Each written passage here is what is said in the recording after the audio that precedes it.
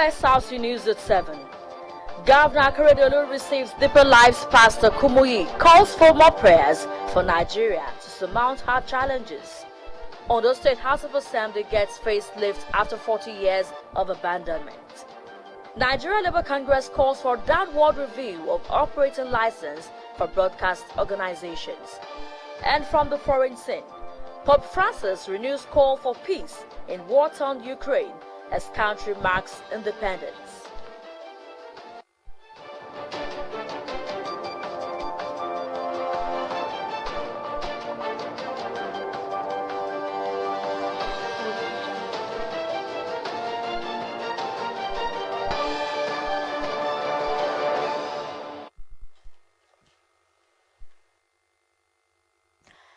Good evening and thank you for joining us on the news tonight. My name is Timile Faladi.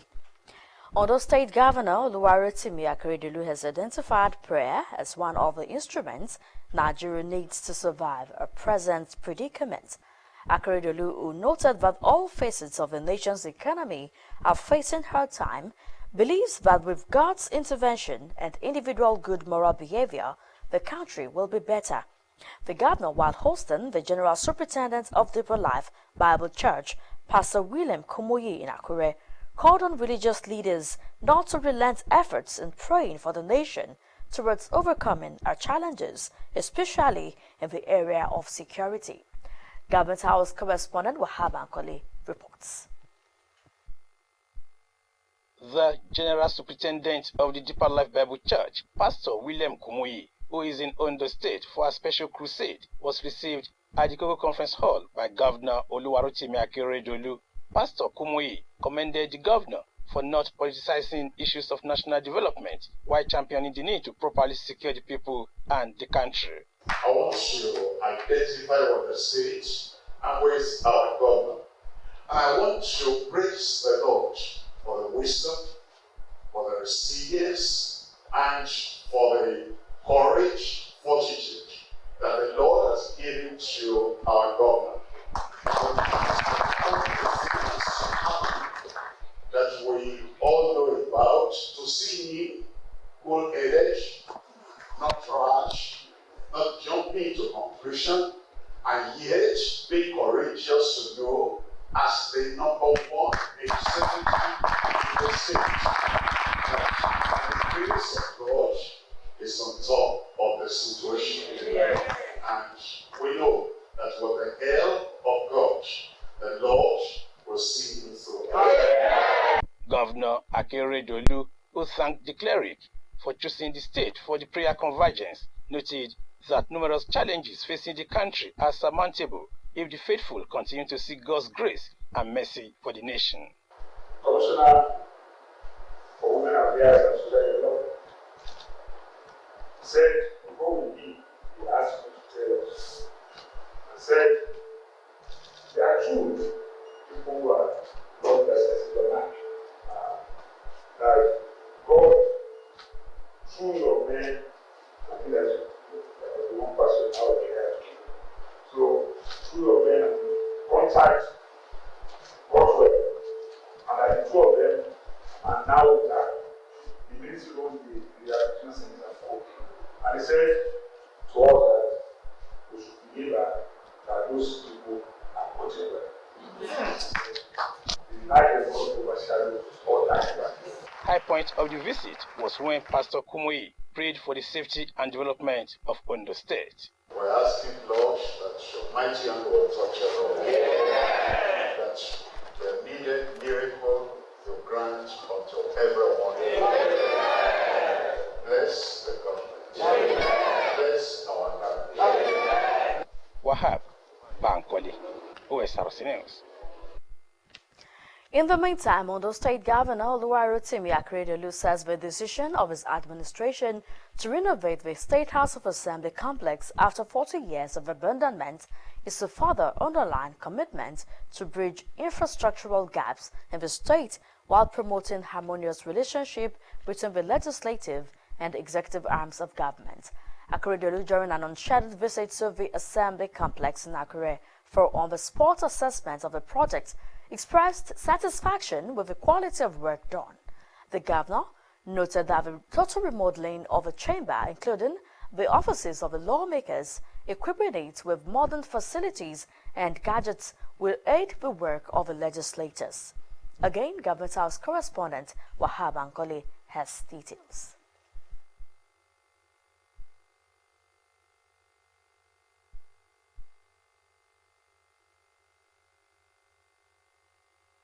Determined to ensure that the renovation of the Ondo State House of Assembly complex is carried out to specification, Governor Oluwarotimi Akeredolu paid an unscheduled visit to the complex to assess the quality of work.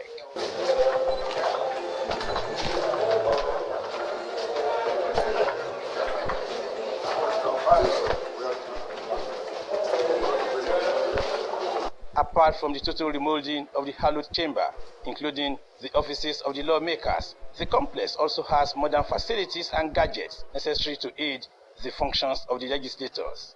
Governor Akeredolu, who expressed satisfaction with the quality of work, said his administration will sustain every effort at promoting harmonious relationship between the legislative and the executive arms of government. The governor lamented over 40 years neglect of the assembly complex by previous administrations. When this building was built, nobody had ever thought of doing a major renovation as we have done. I think it should be a thing of pride to us. And I'm sure members of the House of Assembly will be very proud to carry out their functions in a more conducive and convenient environment. When you look at materials that have been used here, I believe that they are solid materials that will last for long. Akeredolu reassured of his passion to advance the state while bridging infrastructural gaps. You can look at it, the quality of work is something that is up to the standard expected. We operate by some standard that we don't want to go below it. And this is just the chambers we are seeing. Well, if you walk to the offices, I know a lot of improvement on the offices. Look at the gallery. Everything has been put in a better shape. And one is certain that it's a pride for the speaker that this has been done in his own time. The speaker, Mr. Bamidele Oleyelogun, commended Governor Akeredolu for giving them a conducive and befitting chamber, noting that it can compete favorably with the best in the country. On behalf of all those State House of Assembly, especially I want to appreciate you for giving us a very conducive and befitting other chamber. The speaker promised sustained cooperation with the executive towards making life more worth living for residents. Wahab Bankole, Osrc News. Ondo State government has received some food items from the federal government in a bid to cushion the effects of inflation and rising cost of foodstuffs in the 36 states of the Federation. Deputy Governor Lucky Ayedatiwa, while receiving a delegation from the National Emergency Management Authority, NEMA, who brought the relief materials, said the gesture is a demonstration of President Muhammadu Buhari's love for the people of Ondo State and Nigerians in general. The Ondo State Ministry of Youth and Sports Development has organized a training for some National Youth Service Corps members in the state. The two-day training is aimed at building the capacity of the Corps members to be Corps peer educators towards eradicating HIV/AIDS in the state. Joy Pius completes the story. According to the World Health Organization, it is estimated that globally about 38.4 million people are living with HIV. As at the end of 2021, 1.5 million people became infected in 2021, while 650,000 people died from HIV-related illness. And in a bid to stem the spread of the virus and safeguard the lives of residents of Ondo State, the State Ministry of Youth and Sports Development organized a two-day peer educators training on HIV/AIDS for some core members in the state. The Commissioner for Youth and Sports Development, Mr. Bamidele Ologun, acknowledged the efforts of government in the fight against the spread of HIV/AIDS in the state, highlighting the ministry's role in bringing HIV prevalence to zero level. The ministry usually provides HIV and AIDS sensitization and enlightenment to our registered youth organizations at their various programs and meeting places. While the voluntary youth organizations were made to mainstream HIV activities in their schedule. To this end, the end product of this training is to mainstream HIV enlightenment programs and HIV counseling and testing services into NYSC compulsory one-year service. In this direction, these ministries have placed high premium on monitoring and evaluation, whereby each training is expected to carry out HIV counseling and tests regularly and submit all reports monthly.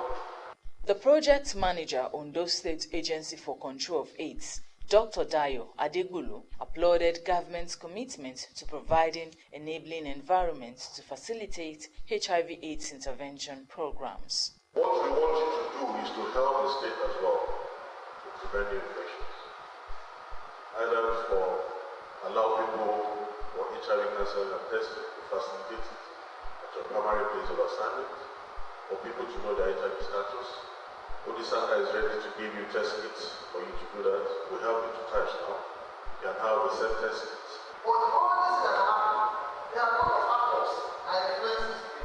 The training featured a technical session on national productive health, HIV/AIDS prevention and care projects. Participants are optimistic that the training will yield success. With this, the knowledge we are sharing, we are taking from here, we can take it out there, that sexual education should be encouraged, and also youth should encourage protective and protected sex. I've been trained today to educate the youths, the adolescents and the children about HIV and that HIV is not a killer disease. It is expected that the training will give the core members the needed impetus to keep the public abreast on ways to stamp out the spread of HIV/AIDS from society using their respective places of assignment as springboard. Joy Pius, OSRC News. And still on health-related issue, the Minister of Health, Dr. Osage Ehanire, says there are enough medical doctors in the country and the federal government is working towards replacing any medical doctor who resigns and leaves the country. Ehanire, who made the assertion in Abuja during a media conference, said there was no embargo on the employment of doctors and other health personnel in the country. The minister explained that the ministry was working with the Office of the Head of Civil Service to use the one-for-one employment strategy so that if only doctor or nurse resigns to go abroad, another one is employed. Vice President Yemi Osinbajo today attended the Federal Executive Council meeting physically for the first time since he underwent surgery in July. Osinbajo successfully went through surgery for a leg fracture on July 16 and was discharged on July 25, and he has been recuperating while attending official functions virtually. He was welcomed by ministers and presidential aides at the council chambers, while President Muhammadu Buhari presided over the meeting. Secretary to the Government of the Federation was Mustafa, Chief of Staff to the President Ibrahim Gambari, and the National Security Advisor, retired Major General Babagana Moguno, also attended the meeting physically alongside many ministers, while some others joined virtually. Meanwhile, Vice President Yemi Osinbajo has inaugurated the National Council on Infrastructure, saying the move would bridge the nation's infrastructure gaps while widening the frontiers of public-private sector collaboration. This was revealed in a statement by the Senior Special Assistant to the Vice President on Media and Publicity, Laura Konde. He revealed that the Council takes stock of existing infrastructure and is aimed at raising Nigeria's infrastructure stock to at least 70% by the year 2043. We'll take a quick break on the news tonight. Do stay with us. that about 20 courses of Nigeria's first University of Medical Sciences, UNIMED, located in Ondo City, Ondo State, costs less than 200,000 naira for a whole academic session? Do you know that since the establishment of UNIMED Ondo in 2015, there has been no strike or any break in academic activities, even during the COVID-19 lockdown? Do you know that you can apply to study in UNIMED Ondo irrespective of your choice in the last JAM as far as you scored 160 or above? Visit our website www.unimed.edu.ng and apply now. Application closes August 28, 2022. The post-UTME exam holds between August 30 and September 1, 2022. For further details, call Ms. Funbiladapo on 0813-5513-654. Again, 0813-5513-654. UNIMED, for learning and community service.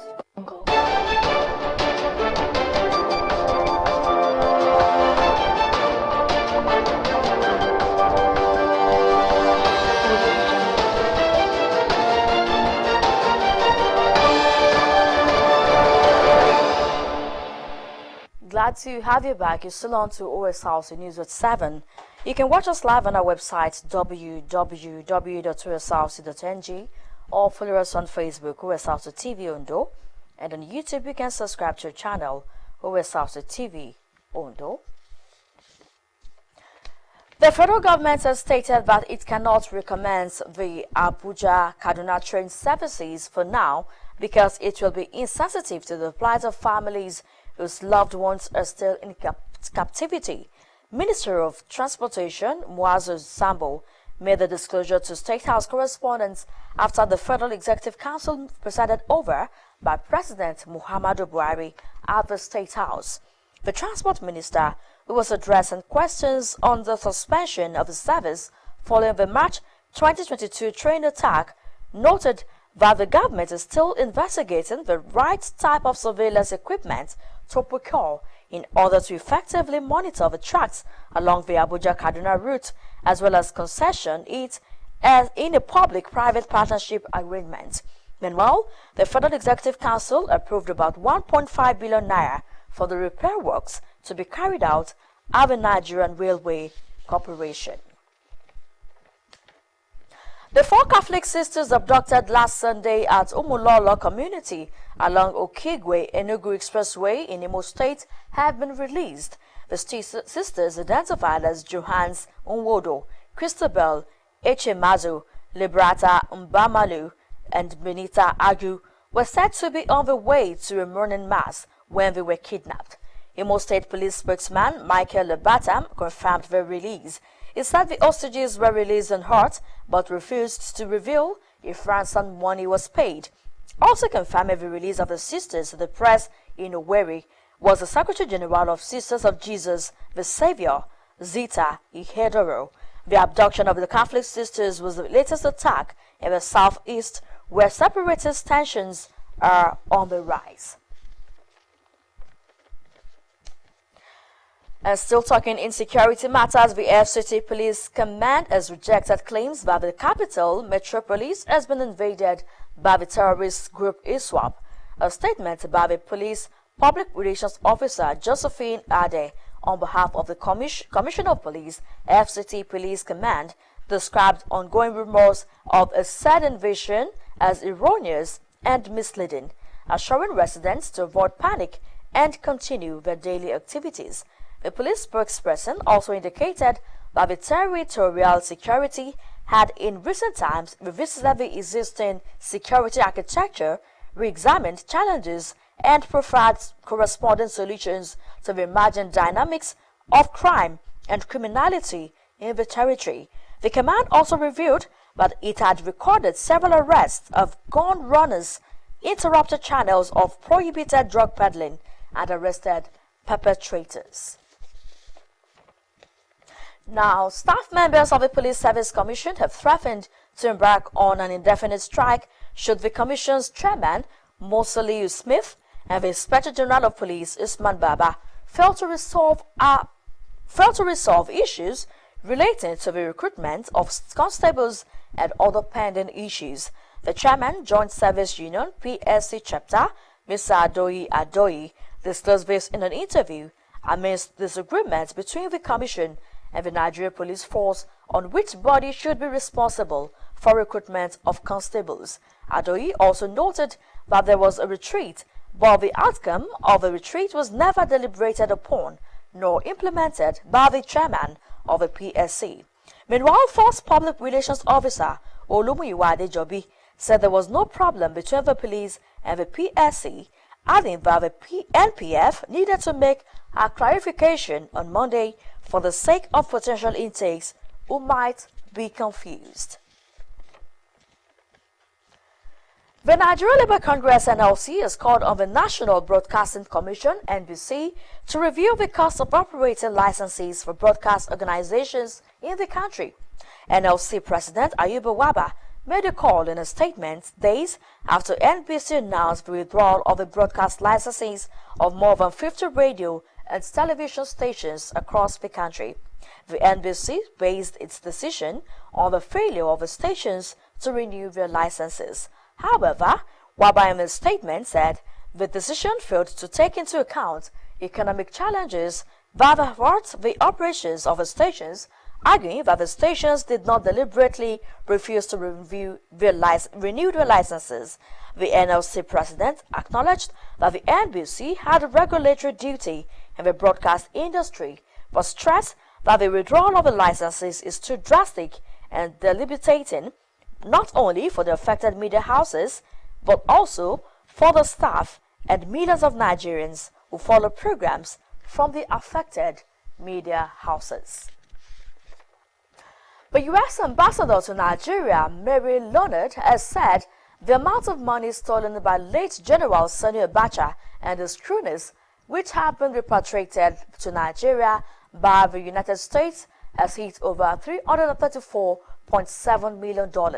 According to her, the U.S. government had been keenly aware of the devastating impact of corruption on societies, including eroding trust and the ability of governments to deliver to their citizens. Leonard expressed these views during the signing of an agreement with the federal government for the repatriation of $23 million being assets looted by Abacha and his cronies. While the Attorney General of the Federation and Minister of Justice, Abubakar Malami SAN, signed the agreement on behalf of the Nigerian government, Leonard signed for the United States. Britain's Trade Union Congress TUC has called for action from the government to increase the minimum wage to £15 an hour as soon as possible. It comes amid a summer of significant industrial action as leading unions have raised frustrations over decline. Last week, the Office for National Statistics revealed that workers saw their pay lag behind inflation at a record rate over the 3 months to June.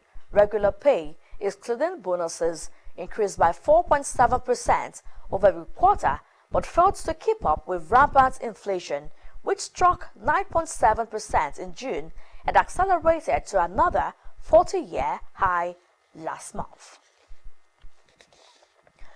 People in Ukraine are marking the country's Independence Day amid tight security measures because of fears of renewed Russian strikes. Independence Day in Kiev usually sees a massive military parade through the city center, but public events in the capital have been banned because of concerns they could become targets. It comes on the same day Russia's invasion of the country reaches the 6th-month mark. And still on the foreign scene, Pope Francis has renewed calls for peace for the Ukrainian people on the war-torn country's Independence Day and the 6th-month anniversary of the start of Russia's invasion. Following his weekly general audience at the Vatican, Francis directed his address to the Ukrainian people who for 6 months they have been suffering the horrors of war while warning of the risk of nuclear catastrophe in the region. The Pope said those who profit from war and the arms trade are criminals who kill humanity, while denouncing long-standing military conflicts in Syria, Yemen, and Myanmar. Ukraine's ambassador to the Holy See, Andrew Urash, wrote on his Twitter that he was disappointed in Francis' speech, saying the pontiff should not have put aggressor and victim in the same category. And now to sports. The wife of Ondo State Governor, Mrs. Betty Anyawa-Akeredolu, has inaugurated the maiden edition of Ondo North Senatorial District Summer Tennis Clinic in Owo, our local government area of Ondo State. Mrs. Betty Anyawa-Akeredolu, while addressing dignitaries and participants at the event, said she will continue to impact children to brighten the future of Ondo State.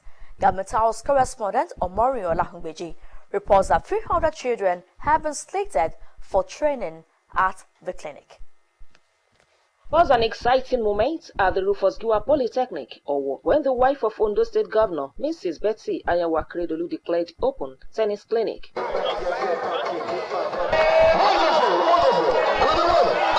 In her address, the tennis clinic initiator, Mrs. Anyawa-Akeredolu, explained the motive behind the initiative, saying she believes children are the transformers of tomorrow.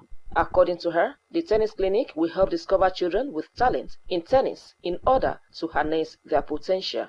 We decided to make the annual sporting event effectively tripartite by granting each of the three senatorial districts in the state the liberty to coordinate its own tennis activities under a central administrative control.